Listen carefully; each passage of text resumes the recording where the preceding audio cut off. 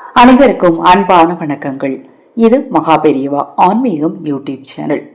எப்பேற்பட்ட கடனும் தீர பணம் பெருக மகாபெரியவா சொன்ன ஒரு எளிமையான பரிகாரத்தை இந்த பதிவில் நாம தெரிஞ்சுக்கலாம்.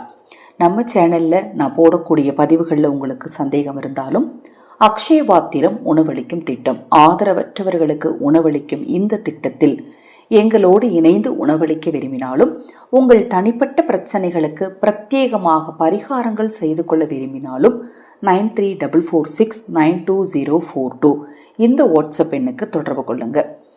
கடன் எனக்கு தீரவே மாட்டேங்குது, கடன் என் வாழ்நாள் முழுக்க இருந்துக்கிட்டே இருக்கு, எங்கள் அப்பா பட்ட கடனையே நான் இன்னும் அடைச்சி முடிக்கலை. அது வீட்டு லோனாக இருக்கலாம், வண்டி லோனாக இருக்கலாம், நீங்கள் யார்ட்டையா தெரிஞ்சவங்ககிட்ட வாங்கின கடனாக இருக்கலாம். எப்பேற்பட்ட கடனும் தீர்வதற்கு இதை நான் சொல்லக்கூடிய இந்த பரிகாரத்தை திங்கக்கிழமை, செவ்வாய்க்கிழமை, புதன்கிழமை, நாள், நட்சத்திரம் எதுவுமே பார்க்க தேவையில்லை. எப்போ உங்களுக்கு நேரம் கிடைக்குதோ, எப்போ இந்த பதிவை பார்க்குறீங்களோ அன்றைய தினத்தில் தவறாமல் செய்ய போதும்.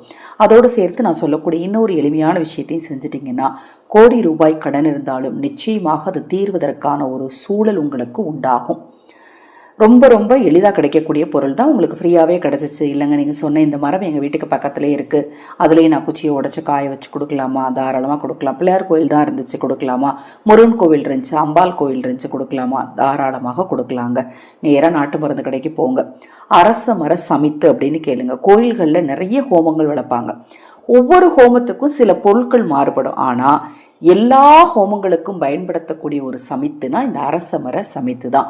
செல்வ செழிப்பை உண்டாக்கக்கூடிய ஒரு பொருள் இது.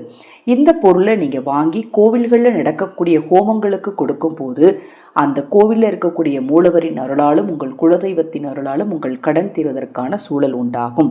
இந்த அரச மர சமித்தை நான் வாங்கி கொடுக்க சொன்னேன் இல்லையா, அன்றைய நாளில் அந்த கோயிலை சுற்றி இருப்பாங்கல்ல யாராவது அடியார்கள் அல்லது யாராவது ஆதரவற்றவர்கள் இருப்பாங்க இல்லையா, அவங்களுக்கும் உங்களால் முடிந்த ஏதாவது ஒரு பொருளை, ஏதாவது ஒன்று, ஒரு காஃபி வாங்கி கொடுங்க, இல்லை ஒரு 2 இட்லி வாங்கி கொடுங்க, இல்லை அவங்க சிவனடியாராக இருக்கிறாங்க ஒரு ருத்ராட்ச மாலை வாங்கி கொடுங்க, ஒரு ட்ரெஸ் வாங்கி கொடுக்க முடிஞ்சா வாங்கி கொடுங்க, ஒரு செருப்பு, ஒரு பை, என்ன முடியுதோ ஏதாவது ஒரு பொருளை உங்கள் கைகளால் நீங்கள் வாங்கி கொடுத்துட்டு வந்தீங்க அப்படின்னா உங்கள் கடன் நிச்சயமாக தீரும்.